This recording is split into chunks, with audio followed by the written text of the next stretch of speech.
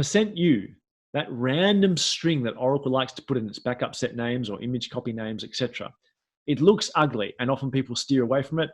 It's your friend, especially in the world where people are moving from non-pluggable databases, 11.2 and 12, to pluggable databases, because as we know in 20C, that's all you get. I've started to see people's scripts fail silently with things like this. They started off obviously with only ever one system table space, but under a pluggable regime, that's different. You have multiple system table spaces, and out of the box, they're typically all called the same name, the same final file name, system01.dbf. So I've often seen people have their scripts where they're literally copying data files, just the file name, whether using RMAN or whether using homegrown scripts, to a target destination. Because in the old days, by definition, every single file was a unique name. You could quite happily copy it over.